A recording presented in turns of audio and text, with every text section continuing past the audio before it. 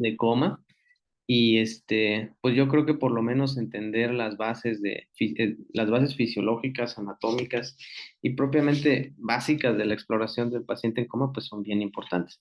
Entonces, hoy yo les hice una presentación sobre exploración del paciente en coma. Ojalá les sirva. Me basé en el libro pues ahora sí que del diagnóstico y tratamiento del estupor y coma, libro clásico, que es que se ha ocupado siempre para estudiar pues este tema que es el Pluman-Posners. Y pues ojalá les sea de utilidad la presentación. Hoy no es tanto una presentación anatómica, es una presentación más clínica. Y pues ojalá y sí les agrade en principio, le entiendan y les guste. Por ahí voy a estar mezclando mi iPad con la presentación de PowerPoint. Entonces, les pediré un poquito de paciencia. Creo que ya se ve, ¿verdad? No sé por ahí si me pueden apoyar. Sí, amigo. Sí, ya se ve. Súper, súper. Bueno, espérame tantito, me conecto en el iPad y ya. Ah, ¿dónde estoy? Y chequen por ahí, chicos, les pido de favor, chequen el link de Google donde están anotados ustedes con los temas que les tocan, para que los vayan preparando y no les agarren las prisas y tengamos que posponer las sesiones, porque eso al final del día pues nos ayuda a agilizarnos y a que podamos sacarle provecho a estas sesiones semanales.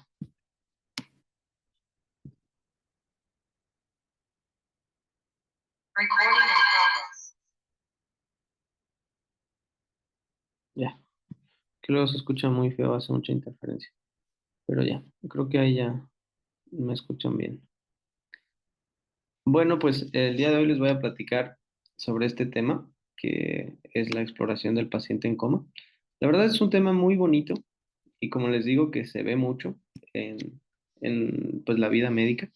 Cuando ustedes estén haciendo sus prácticas clínicas o incluso cuando se vayan al internado, pues van a ver que sí hay muchos pacientes con alteraciones del estado de conciencia, que propiamente algunos pues no llegan ya de manera directa a estar en coma, pero sí tienen alteraciones del estado de conciencia.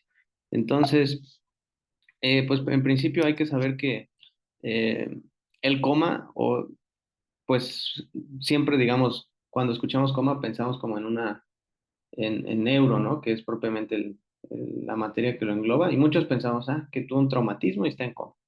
Veremos que el coma no solamente se presenta en lesiones estructurales o traumáticas, sino que incluso la causa más común de coma es una causa de etiología metabólica que puede estar, pues, causada por muchas otras circunstancias igual de tipo metabólicas. Entonces, a ver, déjenme ver. Les puse aquí un caso clínico. Me gustaría que alguien me ayude a leerlo. No sé quién tenga la disposición. A ver, yo. Ujú. Un hombre de 56 años con una historia de 20 años de hipertensión mal controlada acudió al departamento de emergencias por presentar un inicio súbito de mareo intenso. En el examen físico se encontraba completamente despierto y conversador. Las pupilas medían 2,5 milímetros y se contraían a 2 milímetros con la luz en cualquiera de los ojos. El paciente no podía seguir una luz en movimiento hacia ninguno de los lados, ni hacia arriba o abajo. La audición estaba intacta, al igual que las respuestas motoras y sensitivas faciales. Orofaringias y linguales. El examen motor y sensitivo también era normal. Los reflejos tendinosos eran simétricos y los dedos de los pies se dirigían hacia abajo. Muy bien, de esto voy a ocupar obviamente la participación de muchos de ustedes para que hagamos dinámica esta presentación. Denme un minutito, es que me están hablando a la puerta. Ahorita regreso, espérame.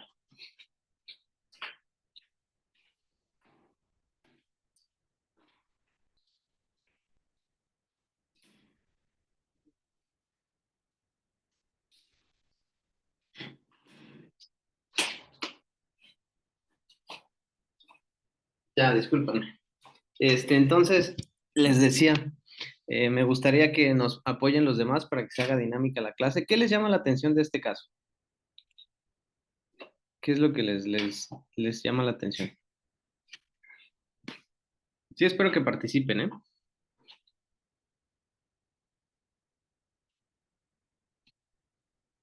El A ver, mareo intenso. ajá, que tuvo un inicio súbito, ¿no? Con un mareo intenso. El mareo pues, puede estar causado por muchas cosas, ¿no? Lo que nos llama la atención es que es de un inicio súbito. ¿Qué otra cosa nos llama la atención? Vamos a hacer como relaciones anatómicas dentro de este caso clínico para que vean que tiene mucha importancia saber anatomía. ¿Quién más? Alguien que nos dé otro dato. Las pupilas no reactivas. Exactamente, ¿no? Nosotros sabemos que las pupilas normales miden de 2 a 4 milímetros. Estas pupilas tienen tendencia que a la meiosis o a la midriasis. Miosis. A la meiosis, ¿no? Están chiquitas y se contraen, sí se contraen. Entonces eso quiere decir que hay respuesta del reflejo fotomotor en cualquiera de los dos ojos, como dice aquí. Lo que otra cosa nos llama la atención del caso.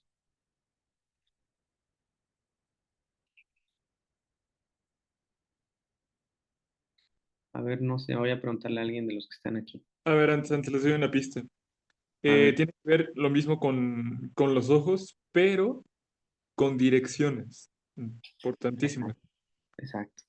A ver, Kelly, ¿qué ves, compañerita? ¿Qué te llama la atención? Am, que no podía seguir, que el paciente no podía seguir una luz en movimiento hacia ninguno de los lados. Exacto, ¿no? Y entonces, ¿eso en qué nos puede hacer pensar? En principio, podríamos decir que a lo mejor los nervios craneales pueden tener una lesión, pero es difícil que todos los nervios craneales que se encargan de los movimientos oculares se lesionen al mismo tiempo a menos que el paciente tenga una lesión estructural en la fisura orbitaria superior, que se conoce como un síndrome del ápex orbitario, donde el paciente no va a tener movimientos oculares, va a tener exoftalmos, pero también, como por la fisura orbitaria superior pasa la primera rama del nervio trigémino, pues también tendría alteraciones en la sensibilidad en el dermatoma de 5.1. Entonces aquí solamente nos dice que el paciente no puede seguir una luz en movimiento hacia ninguno de los lados. O sea, el paciente no puede hacer supraversión, infraversión, no puede hacer abducción ni aducción de la mirada. Entonces, a lo mejor podríamos decir, puede que estén dañados los nervios craneales en alguno de sus trayectos, sí, pero sería complicado. Entonces, teniendo esto en mente, ¿en qué parte puede estar la lesión si el paciente no puede mover los ojos? ¿Dónde pensarían? ¿En qué parte?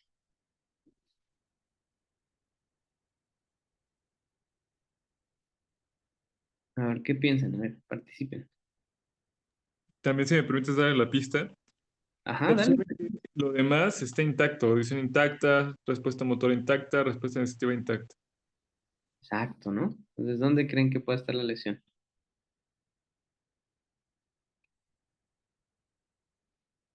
A ver, ¿a quién le pregunto? Para que hagamos dinámica la clase.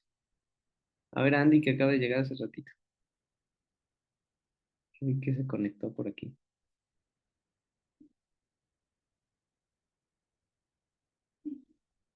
A ver, ¿quién más? Alguien que pueda más o menos ubicarse y decirnos dónde podría estar la lesión. Si ya con lo que les dije hace ratito descartamos un poco que la lesión no sea, digamos, de cada uno de los nervios de manera aislada, sino como en conjunto. Tal vez, les voy a ayudar, tal vez puede estar la lesión en el tronco, ¿no? ¿Dónde?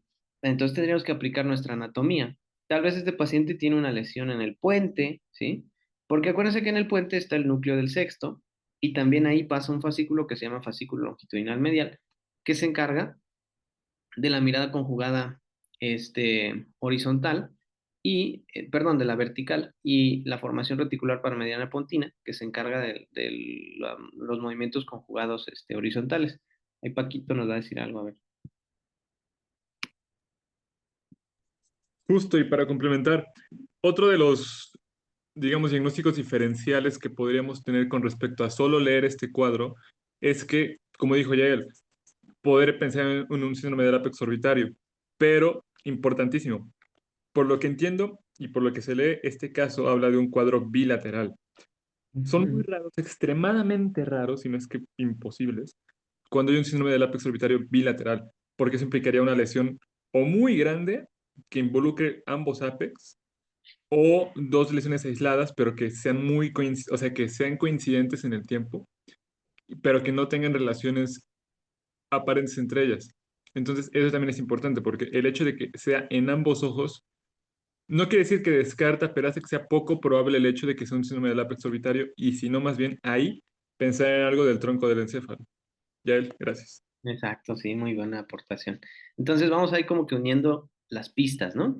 Y luego dice, la audición estaba intacta, al igual que las respuestas motoras y sensitivas faciales.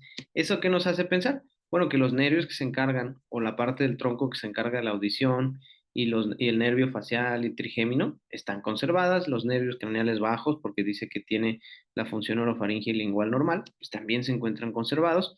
Vean que el examen motor y sensitivo de este paciente también estaba normal. Entonces, ¿qué podemos pensar con esto? Pues que si es una lesión en el tronco, es una lesión aislada que no compromete la vía corticoespinal que ya vimos la clase pasada, por donde discurre. Y dice que la respuesta plantar, que es el clásico signo, ¿alguien me dice cómo se llama ese signo? Está bien fácil. A ver, Pista, es un apellido que suena como ruso. O sea, no, ajá, no como ruso, pero que es de esa región. ujú, facilito, participe. Babinsky. El Bravinsky, ¿no? Entonces, ese reflejo cutáneo plantar está normal porque los deditos hacen flexión. Entonces, hasta ahí vamos comprendiendo un poco. Cristian, a ver si nos sigues apoyando.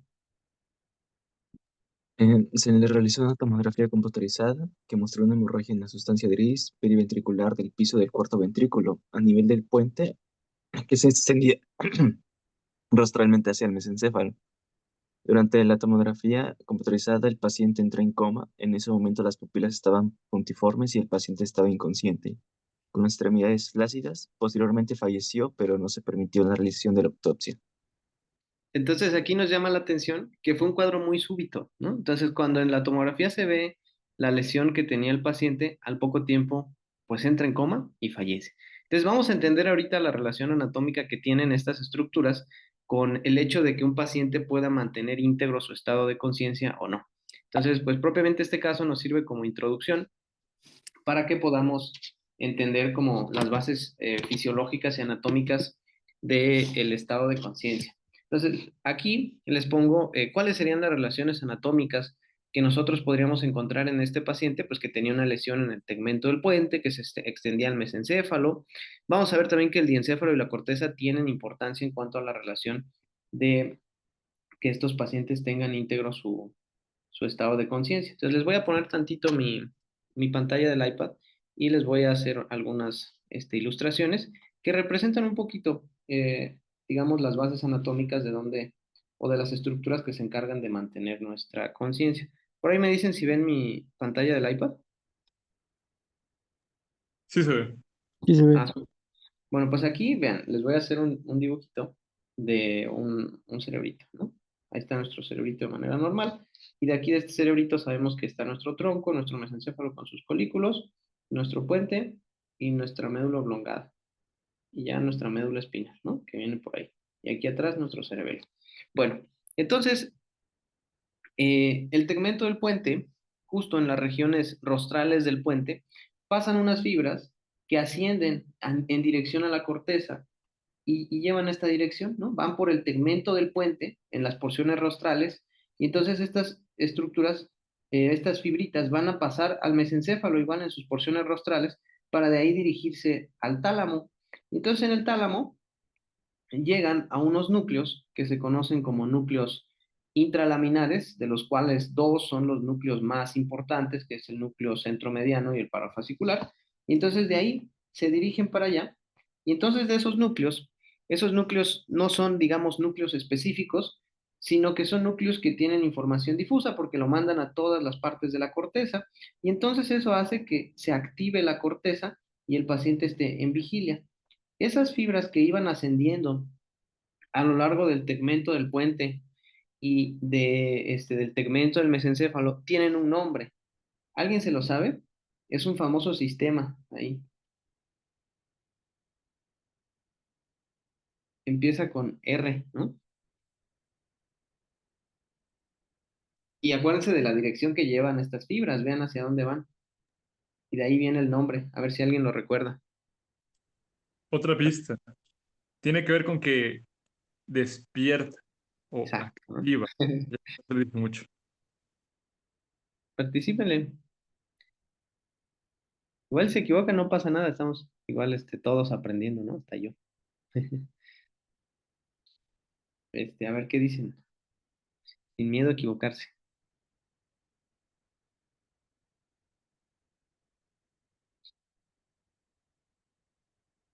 ¿No? Bueno, este sistema es el sistema reticular activador ascendente, ¿no? Entonces, este sistema lo que hace es activar a nuestra corteza para que estemos propiamente conscientes, ¿no?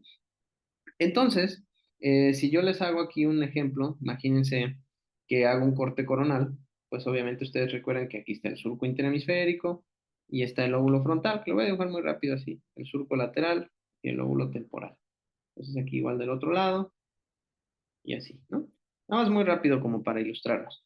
Y aquí tengo a mi diencéfalo. Entonces, si recuerdan las estructuras anatómicas que les dije que se encargaban como de mantener las funciones del estado de conciencia, eran la región del tegmento del puente, la región del tegmento del mesencéfalo, el diencéfalo, porque en el diencéfalo yo encuentro a mi tálamo y en mi tálamo a mis núcleos intralaminares, que ya les platiqué, y a la corteza cerebral. Entonces aquí si yo hiciera un corte de, de mi mesencéfalo y acá abajo del puente, ustedes podrían ver que aquí yo les decía, pasan esas fibras del sistema reticular activador ascendente por la región del tegmento del puente. Entonces vienen por aquí.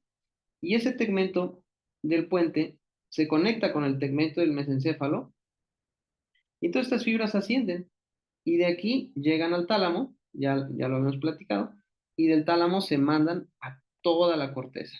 Esto es importante porque si nosotros hiciéramos un electroencefalograma a un paciente, veríamos que el electroencefalograma tiene varios tipos de ondas y varios tipos de patrones. En principio, el hecho de que un paciente esté despierto o una persona esté despierta se basa en la integridad del sistema reticular activador ascendente. Entonces, si ustedes le hacen un electro a un paciente y entonces evalúan la función eléctrica de la corteza cerebral, pues podemos ver varias cosas. En principio, vamos a identificar que este paciente va a tener distintos tipos de patrones dependiendo del momento del día en que se encuentre o incluso dependiendo pues de su estado de salud. En principio, vean que si yo le hago a un paciente un electro de manera normal, el paciente está relajado, sin desvelo, este paciente va a tener un ritmo que va a ir aquí se los voy a ejemplificar, que va a ir de los 8 a los 12 Hz. Este ritmo, perdón, es un ritmo alfa. Y esto quiere decir que el paciente está alerta, ¿no? Está despierto. Sin embargo, ahorita si ustedes están prestando atención, su corteza se activa, ¿no? Entonces, no solo el sistema reticular activador ascendente está teniendo o ejerciendo una función en la corteza, sino que la corteza también propiamente se activa para que ustedes puedan prestar atención. Y eso hace que las ondas del electroencefalograma aumenten su frecuencia y disminuyan su amplitud. O sea, son ondas más chiquitas pero van más rápido y entonces van a más de 12 Hz y a estas ondas se le conoce o a este patrón como un patrón beta, ¿no? Entonces están atentos, están prestando atención. Sin embargo, si esta persona empieza a entrar como en un estado de somnolencia, pues estas ondas van a disminuir su frecuencia. Entonces van a empezar a hacerse más lentas, que van a llegar a una frecuencia de entre 3 a 7 Hz. Y entonces aquí esta persona, digamos, está entrando en un estado de somnolencia. Y si esta persona tiene alguna lesión que, digamos, comprometa el estado de conciencia, entonces puede entrar en un estado o en un patrón de ondas delta, donde esta persona o puede ser que esté dormida profundamente, o puede ser que tenga alguna alteración, ¿sí? Alguna lesión. Y si este paciente tiene ya una pérdida de la función de la corteza, pues este paciente va a tener un silencio eléctrico, que pues es porque la corteza ya no está teniendo potenciales de acción que se puedan medir a través del electroencefalograma. Entonces, con eso, más o menos como que nos damos una imaginación de las estructuras anatómicas que están implicadas como en el mantenimiento de la conciencia. De ahí, si yo me regreso a mi, espérenme, este, si yo me regreso aquí a mi computadora, pues les pongo aquí esta imagen de las ondas del electroencefalograma para que las recuerden. Vean, las ondas beta son aquellas cuando el paciente está excitado, está despierto, ¿no? Está prestando atención. Las ondas alfa son aquellas ondas que se encuentran en el paciente despierto, que está relajado. Las ondas teta son aquellas ondas que se presentan en el paciente somnoliento, con sueño ligero, y las ondas delta son aquellas que ya se presentan en aquel paciente que tiene un sueño profundo, y ya el silencio eléctrico pues se presenta en aquellos pacientes que tienen alguna lesión importante de la corteza.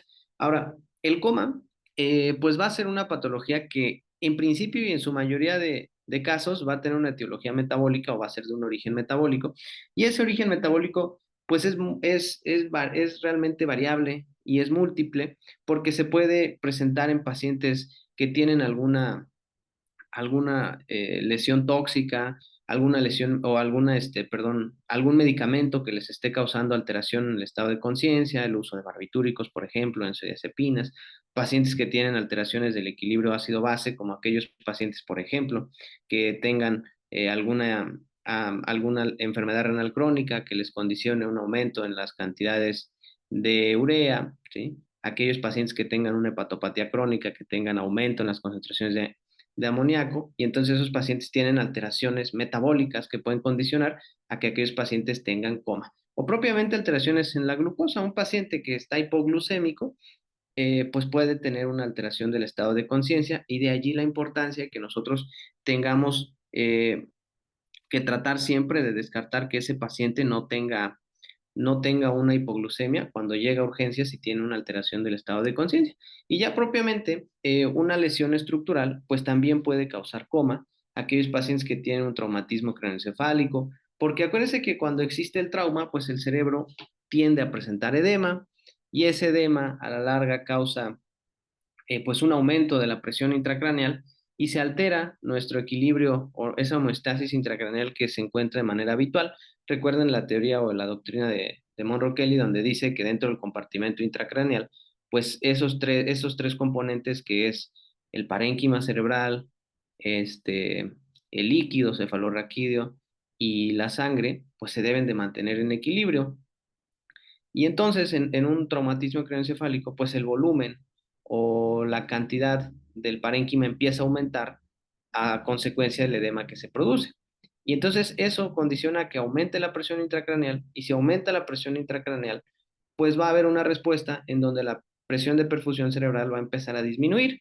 Y entonces por ello es que esos pacientes pues pueden tener lesiones que condicionan a la presencia de alteraciones del estado de conciencia como coma.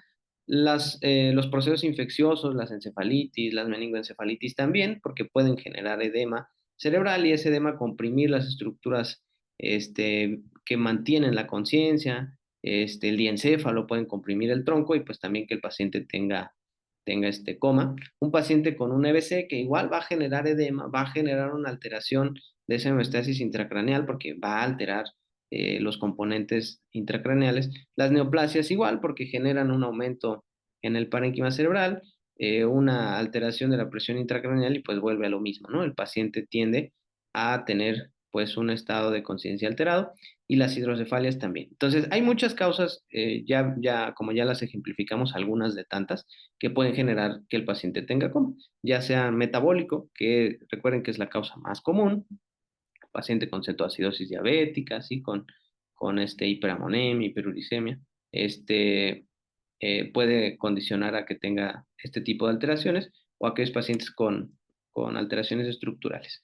Entonces, una vez que, digamos, yo tengo en mente cuáles pueden ser las causas más comunes de que un paciente tenga una alteración del estado de alerta, pues yo debo de conocer también esta escala bien famosa y bien clásica que nos va a ayudar a pues evaluar ese estado de conciencia del paciente, que es la escala de coma de Glasgow. Esta escala de coma está facilita, ¿no? Recuerden que evalúa tres parámetros: evalúa la respuesta ocular, la respuesta verbal y la respuesta motora, que aquí lo que me gustaría que recuerden es que por lo menos la respuesta motora es la respuesta que nos va a dar el pronóstico del paciente, y la respuesta y el parámetro más importante que se debe valorar dentro de la escala de coma de Glasgow. Dentro de la apertura ocular, pues se valoran estos cuatro aspectos. dentro de la respuesta verbal se valoran 5 y dentro de la respuesta motora se valoran 6. Entonces, es una escala fácil de recordar porque, digamos, va de manera ascendente el puntaje, ¿no? Dentro de la apertura ocular se evalúan cuatro cosas, de la verbal 5 y de la motora 6. Entonces, aquí la voy a explicar de manera muy rápida. Cuando ustedes están frente a un paciente y ven que el paciente tiene una apertura ocular espontánea, sin que yo le hable, sin que yo le realice algún estímulo doloroso, pues yo le doy un valor de 4. Si ese paciente yo necesito hablarle fuerte para que abra los ojos, entonces le doy un puntaje de 3. Si ese paciente ni con la voz abre los ojos y yo necesito ejercerle algún estímulo de tipo doloroso, pues entonces yo le voy a dar un puntaje de 2, si solo con el dolor abre los ojos. Y si ese paciente con ninguno de los anteriores, de las anteriores acciones logra tener una apertura ocular correcta, pues entonces yo le voy a dar el 1. Vean que en la escala de coma de Glasgow, digamos, en el puntaje, no hay un puntaje de 0. El puntaje mínimo, digamos, para ponerle a ese paciente por cada parámetro que evaluamos es 1, ¿sí? Y entonces, ya después que evalúe la apertura ocular, la respuesta verbal pues también es sencilla. Porque vean, si yo a ese paciente le hablo y ese paciente me contesta de manera correcta, le pregunto cuántos años tiene y me dice de manera normal cuántos años tiene, le pregunto en dónde estamos y me contesta de manera correcta dónde estamos, pues yo sé que ese paciente está orientado y entonces le voy a poner 5 puntos. Si yo le pregunto a ese paciente cuántos años tiene y me dice o sea, me contesta cuántos años tiene, pero no me contesta la edad correcta, o yo le pregunto dónde estamos y me contesta un lugar, pero no me contesta el lugar, digamos, correcto que le pregunté, pues entonces yo voy a comprender que ese paciente está en un estado de confusión, me da una respuesta verbal confusa y entonces yo le doy un 4. En cambio, si yo le digo cuántos años tiene y el paciente en vez de responderme cuántos años tiene, me responde el nombre de una persona, me responde una ciudad, pues entonces yo sé que esa persona me está dando una respuesta inapropiada y entonces le voy a poner 3. Y si esta persona tiene sonidos incomprensibles, quejidos, ¿sí? Y no puede, digamos, responder de manera correcta a mis preguntas, pues yo le voy a poner un 2. Y si no emite ningún sonido, pues le voy a poner un 1. Y dentro de la mejor respuesta motora, yo voy a tener que evaluar 6 cosas, ¿no? En principio, hay que recordar que cuando se evalúa la respuesta motora, no se evalúa la fuerza, porque para evaluar fuerza hay otras escalas. Simplemente yo aquí voy a evaluar si el paciente tiene una respuesta motora, o sea, si puede mover las extremidades, porque aquí, como les digo, no evalúo la fuerza, sino evalúo la capacidad que tiene la corteza de hacer que se ejecuten las órdenes, digamos, a nivel muscular y pues ver propiamente que esté íntegra esa vía que lleva esa información. Entonces, en principio, si yo le digo al paciente levante la mano y la levanta, me obedece, pues yo le voy a dar un 6. Si yo le pido que mueva una extremidad y no lo puede hacer, pero yo le realizo un estímulo doloroso y el paciente mueve la mano y localiza, se defiende de ese estímulo doloroso, yo le doy un 5. Sin embargo, si yo le hago ese estímulo doloroso, pero no se defiende, no localiza bien el dolor, no se defiende, solo retira la extremidad, entonces ahí es donde yo le voy a dar un 4.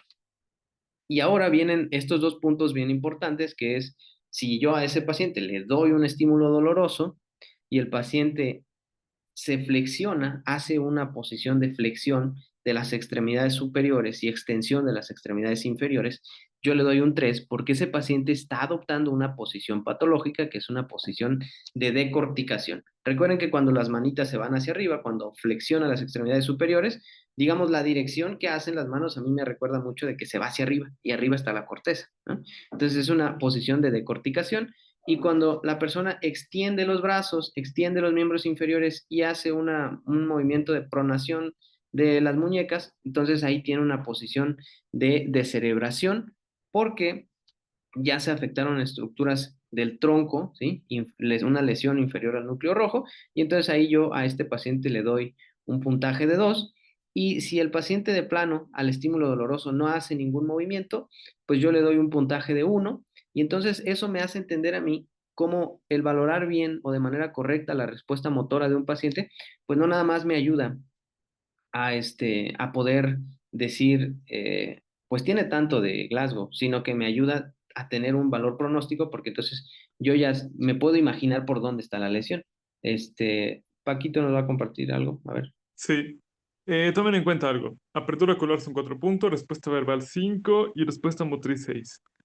Si alguno aún no sabe cuántos puntos tiene cada elemento de la respuesta de Glasgow, más bien de la escala de Glasgow, ¿se acuerdan del alien cuatro brazos de Ben 10? Es algo chistoso, pero véanlo así. Cuatro brazos tiene cuatro brazos y dos piernas, es decir, seis elementos móviles, es decir, seis respuesta motriz. Y tiene cuatro ojos, que son amarillitos. Entonces tiene cuatro ojos, cuatro de apertura ocular, o cuatro puntos en apertura ocular. Y pues ya lo último que queda de cinco, que es la respuesta verbal. Entonces, por si alguien no se acuerda cuántos puntos puede tener cada esfera, pues recuérdenlo con ese alien. Ah, qué bueno, ¿no? Ya nos sirve como para acordarnos. Ujú. Y entonces recuerden que una vez que yo valoro la escala de coma de Glasgow, pues yo hago el conteo del puntaje que le di a mi paciente y yo puedo tener un valor mínimo de 3 y un valor máximo de 15. Y en el punto medio, ¿sí? A partir de 8 es donde yo puedo decir esta persona está en coma, ¿no? Y entonces, recuerden que cuando una persona está en coma, pues yo tengo que aplicar mi ABCDE, ¿no? Entonces aquí a este paciente pues tendré que cuidar la vía aérea, verificar que tenga una buena ventilación y demás, ¿no? Aplicar todo ese protocolo. Ahora, otra cosa que se evalúa también y que es muy importante evaluar en estos pacientes es el patrón respiratorio que tienen, porque el patrón respiratorio nos va a ayudar a entender muchas cosas. Nos va a decir, incluso nos va a poder ayudar a decir si el paciente tiene una lesión estructural, metabólica, a qué nivel se encuentra la lesión. Y entonces vean, este primer patrón respiratorio que nosotros vemos está, digamos, sencillo, porque veo que hay un periodo de apnea y entonces hay un periodo de respiración que se va haciendo cada vez más profunda, si va aumentando su amplitud y luego la va disminuyendo. Entonces, veo, recuerden, el patrón de apnea, luego la respiración que va haciéndose cada vez más profunda, va aumentando y luego va disminuyendo. Este patrón es un patrón bien fácil de recordar que es un patrón de Cheyne-Stokes. Este patrón es curioso porque aquí se da una hipersensibilidad de los centros respiratorios que se encuentran a nivel del tronco al dióxido de carbono. Entonces, cuando hay un periodo de apnea, aumenta el dióxido de carbono y entonces el paciente empieza a tener respiraciones más profundas para que pueda modificar esas concentraciones de dióxido de carbono. Sin embargo, vuelven a caer esas, digamos, ese patrón respiratorio y el paciente vuelve a estar en apnea. Y entonces, pues aquí hay una hipersensibilidad. Recuerden lo de la médula oblongada, de todos los centros respiratorios que están en la médula oblongada, a los cambios de CO2. Aunque podríamos pensar que esta respuesta o este patrón respiratorio es patológico, puede encontrarse de manera fisiológica en ciertos grupos de pacientes. Generalmente lo podemos encontrar en los pacientes mayores de edad cuando están, digamos, en el sueño profundo, ¿sí? O en aquellas personas que se encuentran, digamos, expuestas a altas altitudes. Si a mí me ponen a escalar el Popocatépetl, pues tal vez voy a tener una respiración o un patrón respiratorio de Cheyne-Stokes porque no estoy adaptado, pues a estar en esas concentraciones tan variables de oxígeno y de dióxido de carbono. Ahora, en el contexto de un paciente, pues en estado de coma, esta respiración se va a presentar generalmente en lesiones estructurales que afecten de manera difusa la corteza o en aquellas lesiones centroencefálicas donde se afecte el diencéfalo. Vean aquí cómo está afectado el tálamo y el hipotálamo y entonces estos pacientes pueden presentar este tipo de patrones respiratorios que generalmente se asocian a lesiones estructurales, como les platico, diencefálicas, bilaterales, ¿sí? Donde estos pacientes pues pueden tener alteraciones en la uremia, ¿no? Que pueden tener anoxia, ¿sí? Y eso que condicione cambios en los gases y que se presente este tipo de respiración. Bueno, aquellos pacientes que tienen insuficiencia cardíaca congestiva también puede verse presente este tipo de respiración. Entonces, recuérdenlo cuando ustedes vean un paciente que tiene un patrón de Cheyne-Stokes, pues pueden pensar que este paciente tiene una lesión cortical difusa o una lesión diencefálica bilateral. ¿Sale? Muy bien. Entonces, vean, cuando yo veo este patrón, yo casi casi me estoy ubicando dónde está la lesión. Sin embargo, si yo veo este patrón respiratorio, que vean cómo es un patrón regular, ¿sí? Es un patrón rápido y un patrón profundo que exige que el paciente tenga una gran demanda energética para poder mantener este patrón. pues nos hace pensar que el paciente, si tiene este patrón, va a tener una lesión que vamos a describir ahorita. Este patrón respiratorio, si ustedes pueden ver, es una hiperventilación porque el paciente está respirando muy rápido y es una hiperventilación que se llama hiperventilación neurogénica central, que así lo pueden encontrar en este libro. Les recomiendo que lean este capítulo, que es el capítulo 2, de donde les saqué la presentación. Y entonces, este patrón respiratorio, pues como es tan rápido y es una hiperventilación, en qué gases tendrían ustedes alteraciones? ¿Qué estarían sacando de más? A ver, ¿qué piensan?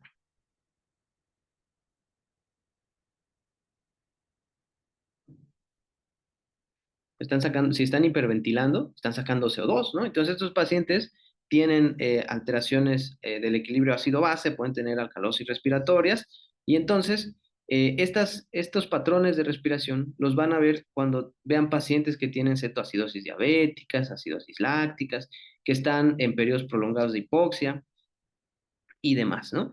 Que dentro del contexto de un paciente este, con cetoacidosis diabética, pues podemos también recordar que este patrón respiratorio es el clásico patrón de Kussmaul, ¿no? Que se le reconoce a los pacientes que tienen cetoacidosis diabética. Sin embargo, en el contexto de neuro, cuando un paciente tiene alteraciones del estado de conciencia, nos puede hacer pensar que la lesión se encuentre en el tegmento del mesencéfalo. Ven, se encuentran lesiones en el tegmento del mesencéfalo que pueden deberse a lesiones estructurales, ¿sale?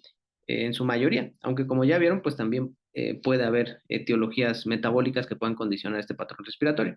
El otro patrón es un patrón curioso, que es un patrón apneústico, porque vean, también hay periodos de apnea, ¿sí? Como los podemos ver aquí, hay periodos de apnea dentro de la respiración de este paciente. Sin embargo, aquí la apnea se presenta en la expiración. Si ustedes se dan cuenta, el paciente inspira y cuando expira se presenta la apnea. Se presenta un periodo de apnea, vuelve a inspirar y después vuelve otro periodo largo de apnea.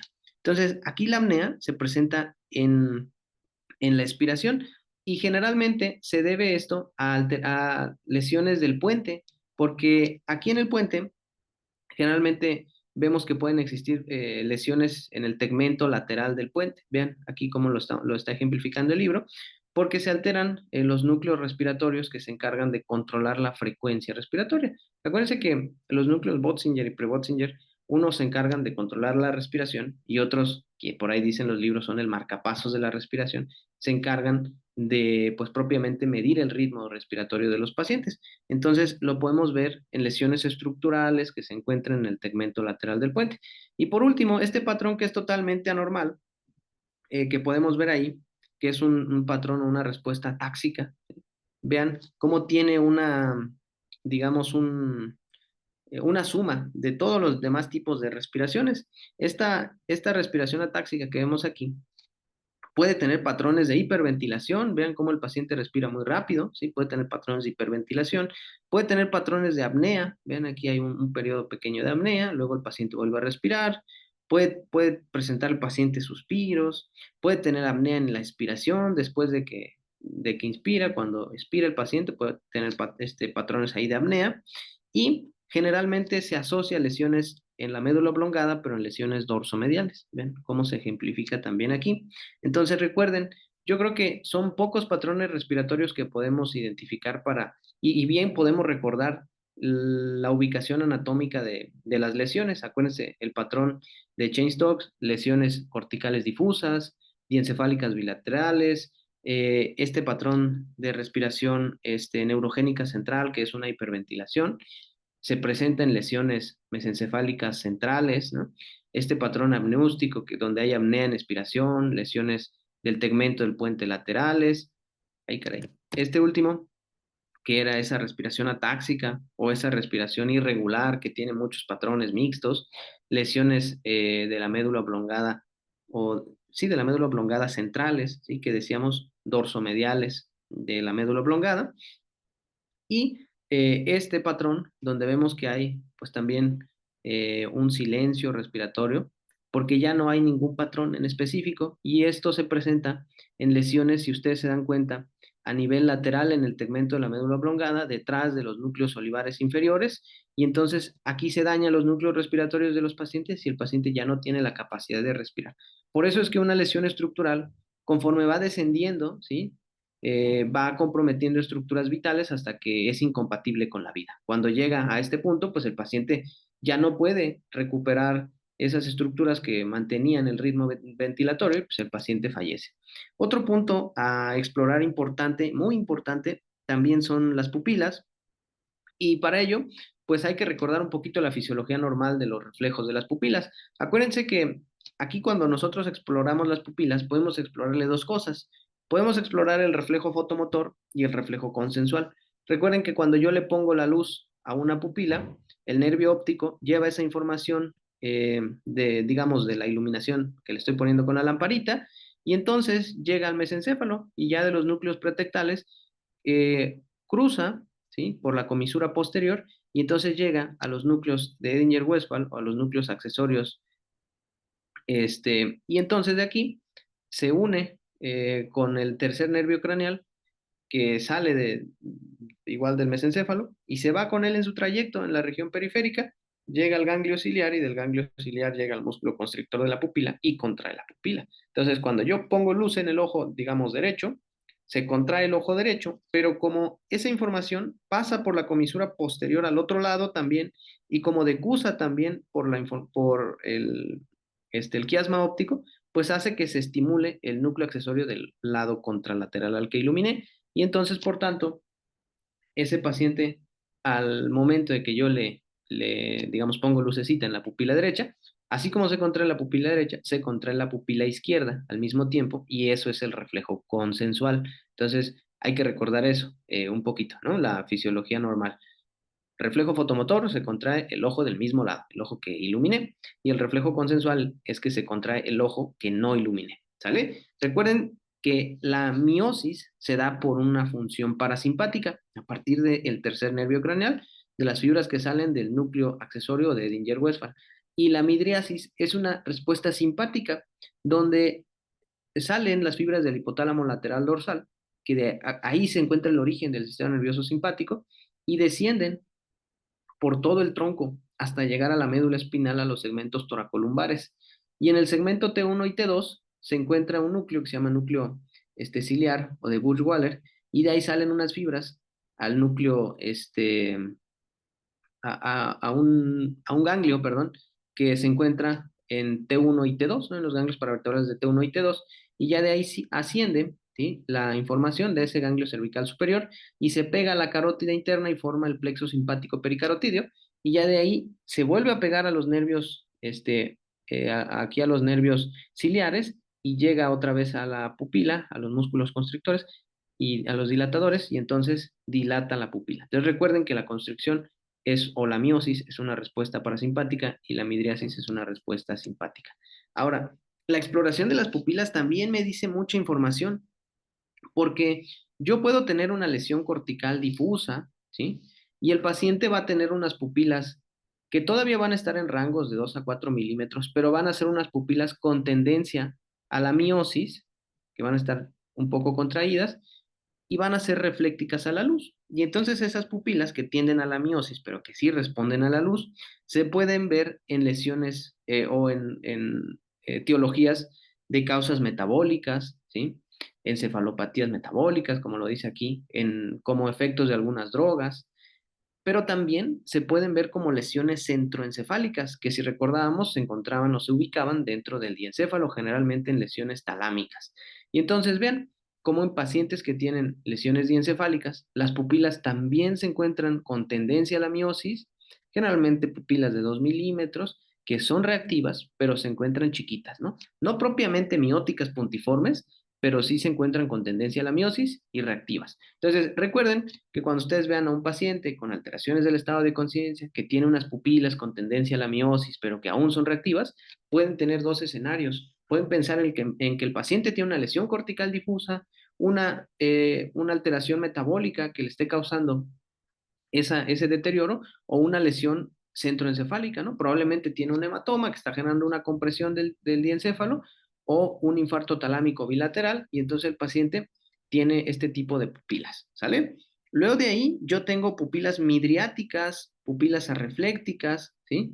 Que generalmente, perdón, esas pupilas midriáticas y arreflécticas a la luz se presentan en lesiones del tegmento del mesencéfalo. Entonces, si ustedes se dan cuenta aquí, recuerden su anatomía, posterior al conducto cerebral se encuentra el tectum y anterior el tegmento. Y vean cómo esas lesiones del tegmento del mesencéfalo se van a presentar se van a presentar con pupilas midriáticas, bilaterales y arreflécticas, las dos a la luz. Entonces, cuando yo veo esas pupilas, yo automáticamente mi mente se va al mesencéfalo. Que ese paciente puede tener una lesión en el tegmento del mesencéfalo o bien una lesión en el tectum del mesencéfalo a nivel de los folículos superiores, donde vean, esas pupilas van a ser iguales, midriáticas, arreflécticas, o bien, si el paciente tiene unas pupilas anisocóricas a expensas de una midriasis unilateral, arrefléctica a la luz, entonces yo me ubico a nivel del tercer nervio craneal.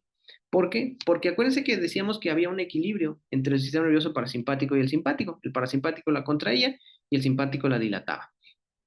Eso hace que como se daña un nervio craneal de manera aislada, en este caso el tercero, pues se pierde la función parasimpática y quien predomina es la función simpática. Y por ello, como el sistema simpático dilata la pupila, pues la pupila se encuentra dilatada y se encuentra grande.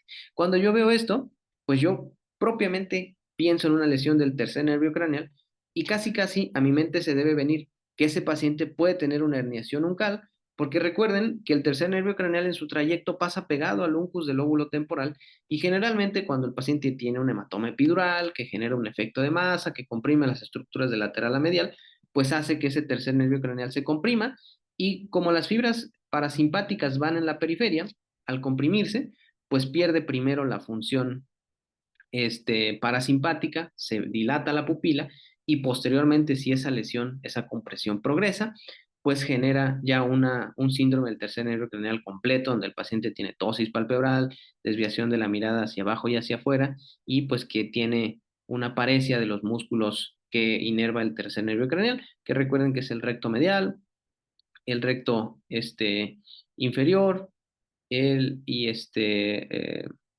oblicuo, el recto superior, perdón, el recto inferior y el oblicuo inferior, porque el oblicuo superior lo inerva el cuarto nervio craneal. Y entonces, este tipo de pupilas me debe hacer pensar en una lesión del tercer nervio craneal. Ahora, estas pupilas, yo ya les dije, ¿no? Pueden estar presentes en lesiones del mesencéfalo, dependiendo si son anisocóricas o dilatadas y arreflécticas. Pero también en el contexto de un paciente que acaban de darle RCP, que tuvo una taquicardia severa, le pusieron atropina a ese paciente, la atropina puede generar en el paciente unas pupilas dilatadas arreflécticas bilaterales. Entonces, siempre pues hay que guiarnos del contexto en el que esté nuestro paciente para poder, digamos, unir bien las piezas de ese rompecabezas y hacer un buen diagnóstico. Por ahí Paco va a decir algo. También hay algo interesante, y ya él no me dejará mentir. Vimos un paciente en la Ciudad de México que puede ser que el componente sea tanto diferente como aferente. Me refiero, que sea tanto porque la entrada de luz esté alterada o porque sea la inervación de los músculos que esté alterada. Pero en la Ciudad de México nos tocó ver un caso interesante de un señor que tenía 60 años, pero que desde los 10 años perdió la vista de un ojo y eso le provocaba una anisocoria aparente, porque si bien no estaba alterada la vía eferente motora, estaba alterada la vía aferente, es decir, aquella que recibe el estímulo de luz, porque en la infancia perdió la vista por quedarse viendo que 5 minutos seguidos el sol. Entonces también traten de explorar eso.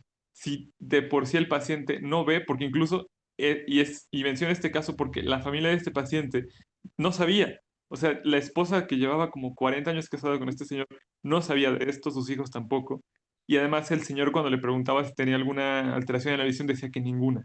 Entonces sean muy meticulosos con el interrogatorio porque hay veces que los pacientes, no sé si es que obvien demasiado el hecho de que tengan alguna alteración o la pasen por alto o lo que sea, pero esto puede llevar a un diagnóstico equivocado por no hacer una correcta exploración física.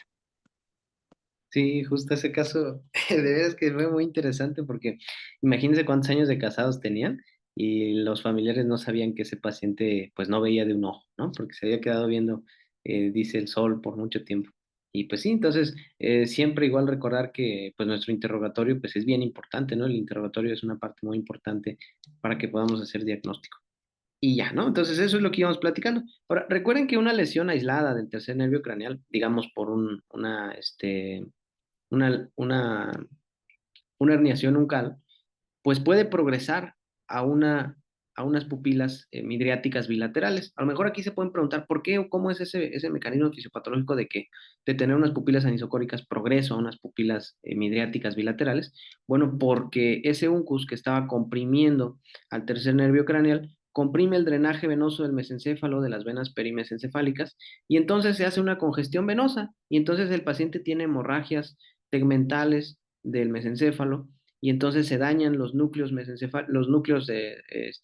mesencefálicos, y entonces ese paciente de tener unas pupilas anisocóricas, pues progresa a tener unas pupilas midriáticas bilaterales, ¿no? Y ya de ahí, si yo veo que mi paciente tiene unas pupilas puntiformes, ¿sí? Puntiformes, areflécticas, digamos, cuando yo estoy viendo con mis ojos normales, porque si les pongo a este paciente una lupa, ¿no? Y le pongo luz, estas pupilas, a pesar de estar tan pequeñitas, están reflécticas, pero digamos a la visión así tal cual, sin ser tan minucioso, pues yo voy a ver que estas pupilas no se contraen y son unas pupilas puntiformes. Recuerden la P de puntiformes. Siempre que vean unas pupilas puntiformes, piensen en que son o que existe una lesión pontina si este paciente no está sedado, porque un paciente sedado que pues está en la UCI, conectado al ventilador, ¿sí? Con pseudoanalgesia profunda, pues entonces estas pupilas se deben a eso, a que el paciente está sedado. Pero en el contexto de un paciente que llega con coma al servicio de urgencias, pues piensen que ese paciente tiene una lesión pontina, ¿sale? Entonces la P de puntiformes les hace pensar en una respuesta pontina, ¿no? Generalmente este paciente pues, puede tener una hemorragia pontina. A ver, Paco nos va a compartir otro Sí. dato. También tomen en cuenta algo, y justo como dice él, si el paciente estuvo bajo terapia farmacológica, y no me refiero a que, bueno, también puede ser que vía oral, pero que, por ejemplo, si el paciente salió de una cirugía y se le dio algún, justo algún, ay, se me fue la palabra, algún opiáceo o algún derivado de opioides, justo puede también alterar esto y no tanto porque hay un daño encefálico, sino por el tema de que se sometió a una terapia anestésica. O por ejemplo, también hay algunos escenarios que no recuerdo si lo vimos en la Ciudad de México o lo vimos en otra rotación, en el que un paciente no podía, o sea, tenía igual una anisocoria aparente. Sí, sí fue en la Ciudad de México, ya me acuerdo. Una anisocoria aparente, pero era porque la paciente usaba lentes de contacto. Entonces, la paciente, al usar lentes de contacto, se ponía, no recuerdo el fármaco, eh, que era para limpiar el lente de contacto y que a la vez tenía como un anestésico, no recuerdo el nombre, y que a la hora de hacer la exploración física, porque había tenido un trauma craneofacial, al hacer la evaluación de pupilas, no respondían, pero no era igual porque hubiera un daño en el parénquima o en el encéfalo o intracraneal, sino porque estaba bajo una terapia farmacológica, entonces también son muy meticulosos a la hora del interrogatorio, si se le aplicó alguna gota en el ojo, si es adicto a alguna sustancia o si antes de que llegara a su hospital, al servicio de urgencias de su hospital, en el otro hospital del cual lo refirieron, se le implementó algún manejo anestésico o analgésico. Ujú. Sí, hay muchos escenarios clínicos muy curiosos, ¿no? Yo creo que pues todos en nuestro trayecto de nuestra formación iremos viendo casos bien, pues bien curiosos y nos van a ayudar a complementar lo que en algún momento estamos estudiando, ¿no? Por ejemplo, ahorita. Bueno, ya de ahí, dentro de la evaluación de estos pacientes con coma, dentro de la exploración, los movimientos oculares, ya voy a acabar, ¿eh? Porque ya casi se acaba la hora, pero para que no se espanten, les aviso que ya voy a acabar. Dentro de la evaluación de los movimientos oculares, también podemos explorar varias cosas. Aquí les puse el reflejo corneal que, pues ahí se especifica que aunque los reflejos corneales no son un tipo de movimiento ocular, pues exploran la integridad del tronco, porque recuerden que los reflejos del tronco tienen una vía aferente, un centro integrador y una vía eferente. En el caso del reflejo corneal, la vía aferente es el nervio trigémino, 5-1, ¿no? Que está inervando a la córnea. Entonces, cuando yo toco la córnea, la información se va por el nervio trigémino, por la rama oftálmica, llega al puente y se integra dentro del puente, y de ahí, a través del nervio facial, digamos, regresa la información para que yo cierre el párpado. Entonces, si este reflejo corneal no está presente, yo debo pensar que este paciente tiene una lesión a nivel del puente. Y ya de ahí existen estas dos pruebas que yo puedo hacer o explorar en un paciente, que son bien interesantes y tienen una fisiología bien bonita, que es el reflejo óculo-cefálico y el reflejo oculovestibular. Aquí les voy a poner mi pantalla del iPad muy rápido y se los voy por ahí vi que Moni y Samuel nos avisaron algo, para que Lucerito lo tenga en cuenta. Les voy a poner aquí la pantalla del iPad. Y entonces, vean, así muy rápido, se los voy a explicar. Nada más por ahí me ayudan a decir si sí se ve mi pantalla. Sí se ve. Sí, sí. Ah, gracias. Bueno, entonces, vean, dentro de los reflejos oculocefálicos, primero debo de pensar que los pacientes, pues, deben estar en coma, ¿no? Para que yo los pueda explorar. Porque un paciente consciente, cuando yo muevo la cabeza, el lóbulo occipital, al estar activado, fija la mirada y entonces yo no puedo explorar estos reflejos. ¿Por qué les digo esto? Porque en los reflejos oculocefálicos, imagínense que aquí yo tengo unos ojitos, ¿no? Aquí están unos ojos. Y yo a este paciente le muevo la cabeza hacia el lado izquierdo. Entonces los ojos se van a ir al lado contrario, se van a ir al lado derecho, ¿sale? Y igual, si yo muevo la cabeza de este paciente ahora al lado derecho, los ojos se tienen que ir al lado izquierdo. Entonces, esos reflejos oculocefálicos indican, pues, la integridad del sistema nervioso, ¿sale? Ojo aquí con los pacientes politraumatizados, porque para poder hacer esto, pues yo necesito manipular la región cervical de esta persona. Entonces, si este paciente tiene una lesión cervical, pues en vez de que yo pueda hacerle un bien al paciente para explorarlo de manera correcta, pues lo puedo lesionar más. Entonces hay que tener en cuenta que estos pacientes, o si los pacientes tienen lesiones cervicales, pues yo no puedo hacer esta prueba, ¿sale? Entonces, recuerden que se hace una rotación brusca de la cabeza y los ojos se mueven al lado contrario, pero al final regresan a su posición primaria, ¿sale? Regresan al centro. Entonces, yo muevo la cabeza hacia el lado izquierdo, los ojos se van a ir al lado derecho, pero después regresan a su posición primaria. Y luego lo hago del otro lado, muevo la cabeza al lado izquierdo y los ojos se van al lado derecho y regresan a su posición primaria, ¿sale? Y recuerden que en los pacientes conscientes, pues no los puedo enfocar de manera correcta porque el lóbulo occipital tiende siempre a fijar la mirada. Y el reflejo oculovestibular es un reflejo bien importante porque aquí se tiene que instilar agua fría y agua caliente en el oído del paciente. Y entonces hay que verificar que la membrana timpánica esté bien, que el conducto auditivo se encuentre íntegro, ¿sí? Y aquí lo único que se indica, pues, es que la cabeza del paciente se levante o se eleve 30 grados para que el conducto semicircular lateral quede paralelo al, al plano de la cara, ¿no? Al plano horizontal de la cara, porque digamos en reposo, pues se encuentra este conducto semicircular lateral disminuido 30 grados. Entonces, cuando yo elevo la cabeza, lo mantengo perpendicular al plano horizontal de la cara. Entonces, una vez que yo acuesto al paciente, aquí está, y elevo la cabeza, ¿no?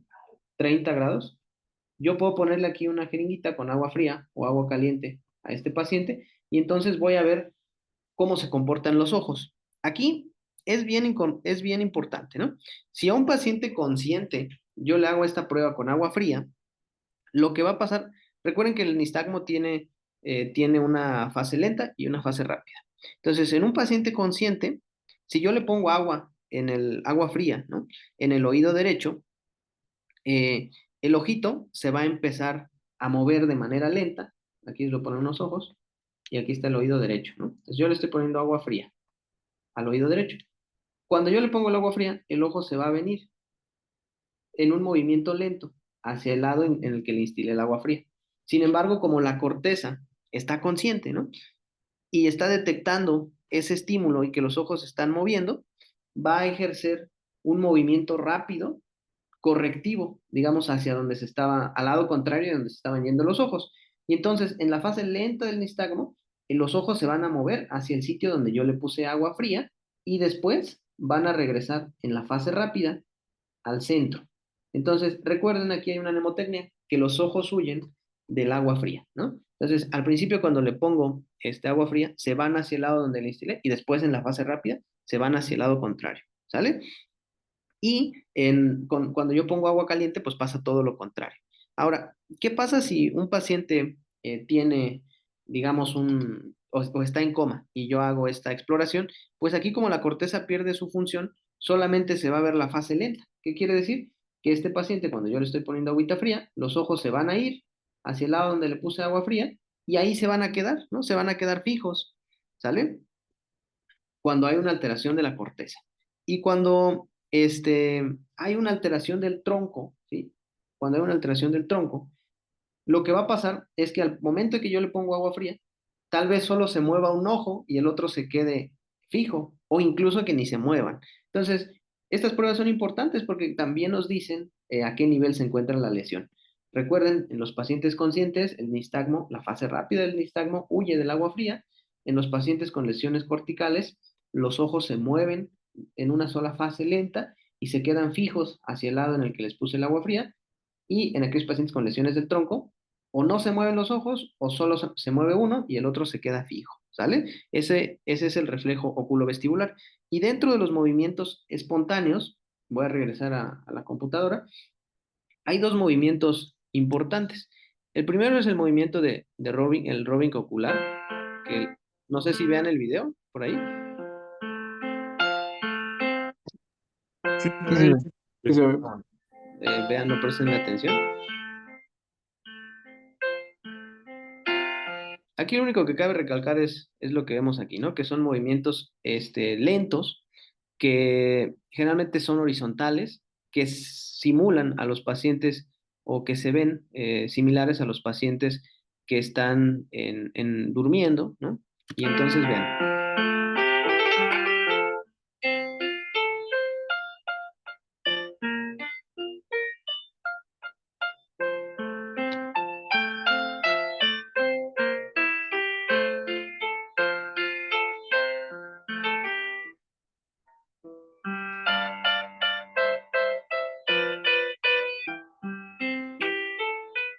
Entonces vean ahí cuando se abren los ojitos, vean cómo los ojos se desvían.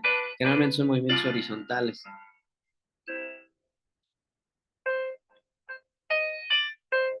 Y ya, ¿no? Obviamente esto en el contexto de un paciente en coma, pues nos debe hacer pensar que este paciente tiene una lesión cortical difusa, porque la corteza impide que los ojos se mantengan fijos, ¿no? Entonces hace que se estén tambaleando de un lado para el otro. Y el otro tipo de movimiento espontáneo es el bobbing ocular. Este tipo de movimientos ya nos debe de alertar más, porque si se acuerdan el anterior, era el robbing, era un movimiento que o sea, se veía en un paciente con una lesión cortical difusa. Y el bobbing ocular, que es el que vamos a ver ahorita, generalmente es un movimiento de mal pronóstico, porque aquí es un movimiento como si fuera de rebote. Los ojos se van de manera lenta hacia abajo y suben de manera brusca. Descienden lento y suben brusco. Entonces recuerden, cuando vean estos movimientos en el contexto de un paciente con coma, piensen que este paciente pues tiene un mal pronóstico porque se presentan en lesiones pontinas, ¿sí? Aunque también se pueden, decía por ahí el libro, que se pueden presentar en pacientes con encefalopatías tóxico-metabólicas, generalmente son por lesiones estructurales del puente y pues los pacientes tienen mal pronóstico. Entonces vean el video para que puedan identificar cómo son estos movimientos. Ay, nada más, perdón el horror This ortográfico. patient was filmed in the intensive care unit. He has had a pontine hemorrhage causing total paralysis of horizontal gaze to the right and the left. We see here ocular bobbing with a fast phase down and a slower phase up. These eye movements continue in sleep and under closed eyelids. This type of ocular bobbing is reliable for localization to the pons. It can occur with cerebellar lesions that cause secondary compression of the pons.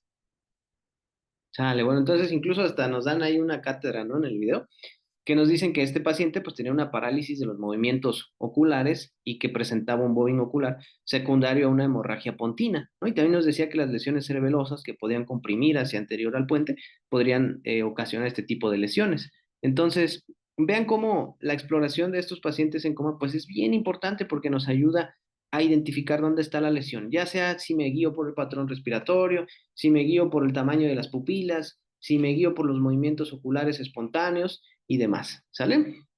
Entonces, pues eso es con movimientos oculares. Y ya de ahí, lo último de ojos, pues es la desviación de la mirada forzada.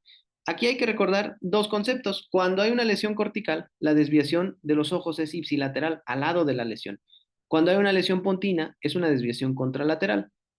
Cuando hay una lesión diencefálica, los ojos se ubican hacia abajo y hacia adentro, como si exploráramos el nervio troclear. Y cuando hay lesiones talámicas unilaterales, los ojos se van al lado contrario. A lo mejor aquí dirán, no te entiendo, no sé a qué te refieres con esto. Les voy a poner aquí igual mi pantalla muy rápido en el iPad para que lo comprendamos. Recuerden que, imagínense que aquí están mis lóbulos frontales, ¿no? De un lado y del otro. Acuérdense que tenemos el área 8 de Brodmann, que es el área de los movimientos oculares conjugados. Y que aquí vamos a poner que es el lado izquierdo y aquí es el lado derecho. Y que el lóbulo del lado izquierdo controla los ojos para que se vayan hacia el lado derecho, ¿no? Aquí. Entonces los ojos se van al lado derecho. De un lado y del otro, ¿no? Aquí está. ¿Sale? Entonces hace que los ojos se vayan hacia el lado contrario, el hemisferio izquierdo, ¿sale? Y el hemisferio derecho, pues hace todo lo contrario. Aquí nada más déjenme mover este dibujito un poquito para que tenga yo espacio. Aquí hacen que mis ojos se vayan al lado contrario, ¿no? En este caso, el estímulo del lóbulo derecho. Entonces, aquí igual véanlo como un equilibrio de fuerzas, igual que en el sistema nervioso simpático y parasimpático cuando hablábamos de las alteraciones en las pupilas, que si estaban midriáticas o midriáticas o mióticas. Entonces, aquí, tengan en mente, el lóbulo izquierdo empuja los ojos hacia la derecha, el lóbulo derecho hacia la izquierda. En un equilibrio, los ojos, como está un equilibrio de fuerzas, se mantienen en el centro, ¿no? Ahí los vemos en el centro. Ahora, ¿qué pasa si yo lesiono el hemisferio izquierdo? Imagínense que tuvieron un EBC de la arteria cerebral media y se dañó el lóbulo izquierdo. Entonces se pierde la fuerza que ejercen hacia el lado derecho. Entonces, ¿quién gana? El hemisferio derecho. Entonces, por eso hace que los ojos se vayan hacia el lado ipsilateral de la lesión. Porque, pues, ya no hay un equilibrio de fuerzas, sino está ganando el lóbulo que no está dañado. Y en una lesión pontina, aquí les voy a dibujar un puente muy rápido. Aquí está un puente. En el puente, recuerden que, bueno, y este paciente, pues obviamente va a tener una desviación de la mirada hacia el lado de la lesión, pero como de aquí venían descendiendo las vías largas, ¿sí? La vía corticoespinal, acuérdense que esa vía decusa a nivel de la médula oblongada. Un paciente con una lesión, digamos, del hemisferio izquierdo, va a tener una desviación de la mirada hacia el lado de la lesión y una hemiplegia del lado contralateral, ¿sale? Recuérdenlo así. Y ahora en el contexto de un paciente con una lesión en el puente, pues aquí en el puente nace el nervio facial, ¿sí? Nace el nervio facial, está el núcleo del sexto nervio craneal, que acuérdense que abduce la mirada, y se encuentra descendiendo la vía corticoespinal, por aquí, ¿sale? Que todavía no decusa y que va a decusar en algún momento. Entonces, y se encuentra aquí la formación reticular paramediana pontina, que se encarga de los movimientos oculares conjugados horizontales, ¿sale? Y el fascículo longitudinal medial, que se encarga de los movimientos oculares verticales conjugados, ¿sale? Entonces, lo que pasa aquí es que cuando hay una lesión a este nivel, el paciente tiene una desviación de los ojos de manera ipsilateral, ¿sale? Los ojitos se desvían ipsilateral hacia donde está la lesión. Y aparte de que se desvían ipsilaterales a la lesión, aquí se desvían contralaterales, ¿sí? Lo que va a pasar es que van a tener una hemiplegia ipsilateral. Esa es la diferencia principal entre un paciente con una lesión cortical y una lesión pontina. Entonces, acuérdense, corticales, las lesiones corticales, los pacientes tienen desviación forzada hacia el lado de la lesión y hemiplegia contralateral. Los pacientes con lesiones pontinas tienen desviación forzada de la mirada contralateral a la lesión y tienen una hemiplegia ipsilateral. Entonces, explorando al paciente nos podemos dar una idea de dónde está la lesión. Y ya en las lesiones diencefálicas, en una lesión diencefálica, el paciente va a tener los ojitos aquí así, mirando hacia abajo y hacia adentro, ¿sale? Así, hacia abajo y hacia adentro. Ahí está. Es una lesión diencefálica. Y en las talámicas unilaterales, pues está fácil de comprender. Los ojitos se desvían al lado contrario, ¿sale? De manera forzada. Y ya, ¿no? Ya de ahí, lo último, pues es la respuesta motora. Y ya con esto voy a acabar. Lo último que se le explora a estos pacientes es la respuesta motora, que previamente ya se exploró con el Glasgow, pero esta respuesta se explora con un estímulo doloroso.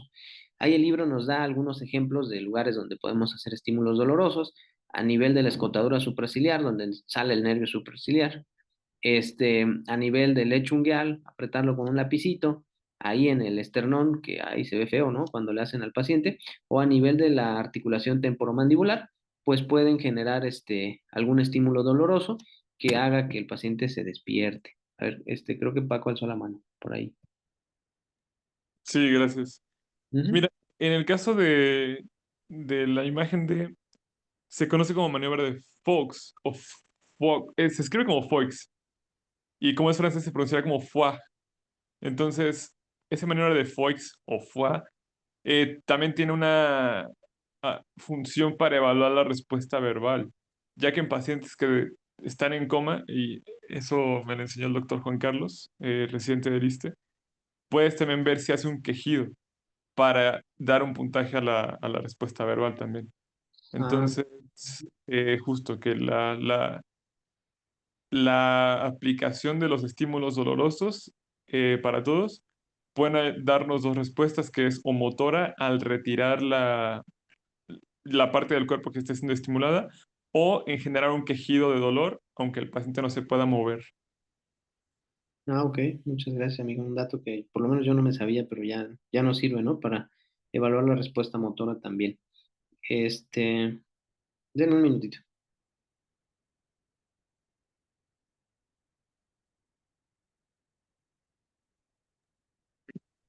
Oye, Eh, Paco, ¿crees que lo puedes escribir en el chat? La maniobra, por favor. Se llama, a ver, lo escribes de Foix, o Foix, es Foix. Va, Foix. gracias. Gracias, amigo. Bueno, y ya dentro de la respuesta motora, aquí podemos encontrar dos cosas, ¿no? Que sí me gustaría que tengan en mente, por si algún día les llegan a preguntar, ¿no? Puede que, imagínense que aquí está un cerebrito, ¿no? Aquí está. Muy rápido así y feo. La verdad, hoy no me esforcé en dibujarles bonito, que de verdad ni dibujo bonito, porque si no, si ya me hice más del tiempo que deseaba, pues ya me tardé, me tardaría, mejor dicho, un montón más. Entonces aquí está un cerebrito, ¿no? Entonces, aquí abajo está el mesencéfalo, imagínense, el puente y la médula oblongada. Y aquí en el mesencéfalo hay un núcleo que se llama núcleo rojo. Bueno, son dos, ¿no? Los núcleos rojos. Aquí, siempre, a mí me decía mi maestro, el doctor Julio César, que la vía córtico-espinal, pues era la que controlaba todas las demás vías que están abajo de la vía córtico-espinal en orden, por decirlo así. Recuerden que la vía córtico-espinal empieza en la corteza, pero esa vía córtico-espinal inhibe a las otras vías motoras, digamos, extrapiramidales, dentro de las cuales está la vía rubroespinal, están en el puente las vías vestíbulo-espinales y retículo-espinales. Están aquí las vías vestíbulo-espinales. Y aquí abajo están las vías retículo-espinales. En la médula oblongada también. ¿Sale? Entonces, aquí, la vía rubroespinal es una vía motora también de movimientos gruesos que llega a la musculatura flexora. ¿Sale? La vía vestíbulo-espinal llega a la musculatura extensora y la retículo espinal ejerce una función inhibitoria, ¿vale? A la musculatura.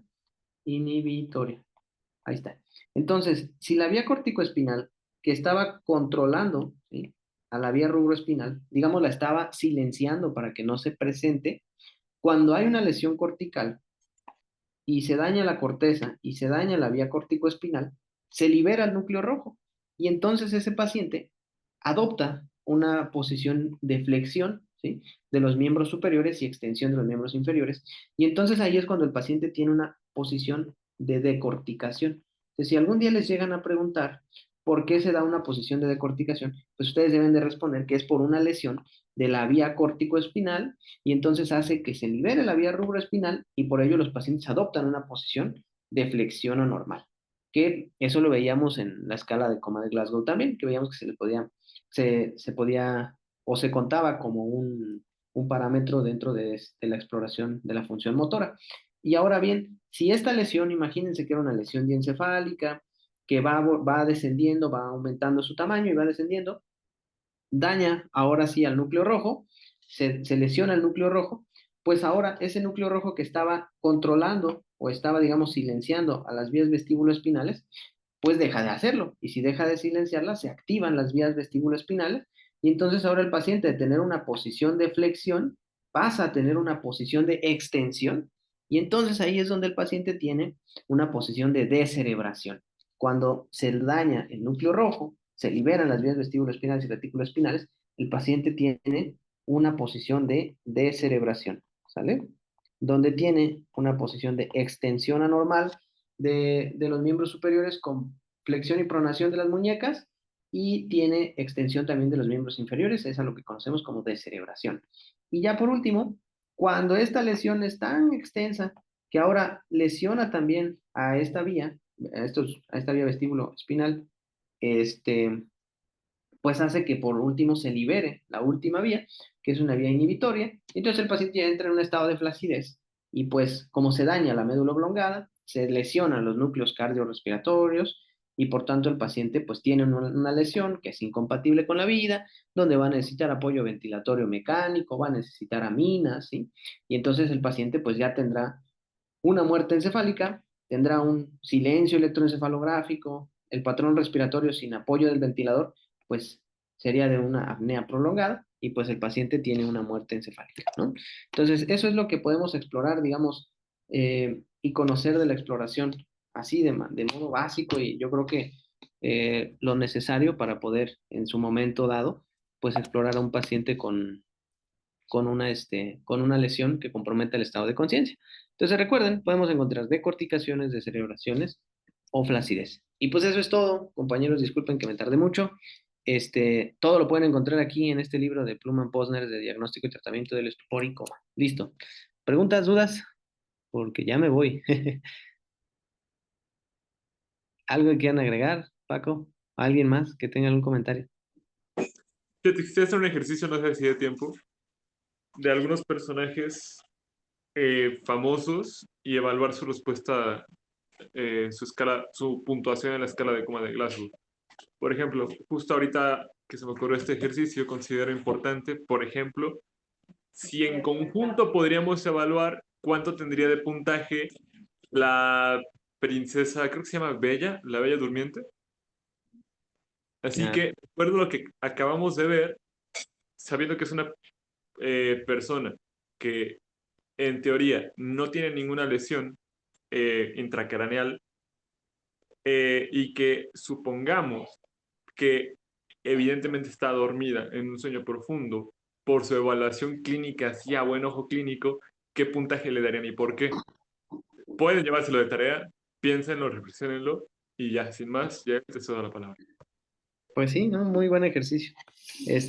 Yo tengo por ahí un video que grabé una vez que exploré un paciente que tenía un EBC hemisférico, ¿no? De la arteria cerebral media, un EBC bien grande. Se los voy a mandar al rato y vean qué puntaje de Glasgow le dan. Justo lo grabé intencionadísimamente para evaluar el Glasgow. Entonces se los mando, saquen el Glasgow que tenía ese paciente y lo comparamos con lo que yo le puse, ¿sale? Para que sea como un ejercicio dinámico de la clase que vimos hoy. Entonces, pues Ah, espero. también Ajá. es otra cosa. Bueno, dos. Primero, un comentario respecto a la clase. También hay otros dos cuadros que se vienen a la mente, dos síndromes. El síndrome de mutismo acinético o aquinético y el de enclaustramiento. En general, vamos a resumir lo que son pacientes que en teoría están despiertos, en teoría están conscientes, pero en el caso del mutismo cinético hay una lesión en la vía de la motivación de recompensa. Entonces estos pacientes no suelen moverse. Y por otro lado, los pacientes con síndrome de enclaustramiento son pacientes que se describe que solo pueden mover los ojos. Entonces también sería interesante ver cómo se evaluaría la respuesta de la escala de coma de Glasgow en estos pacientes. No hay un consenso hasta donde yo sé. Sería bueno que podríamos proponer alguno, como ven ustedes.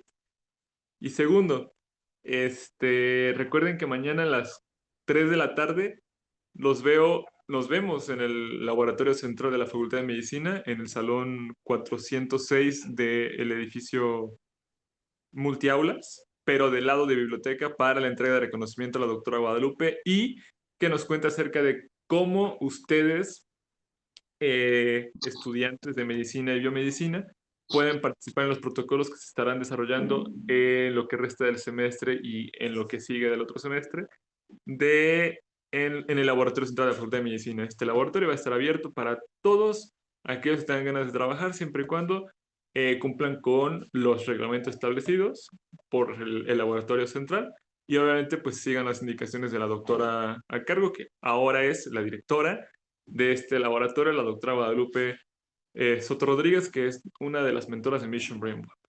Eso es todo de mi parte. Gracias.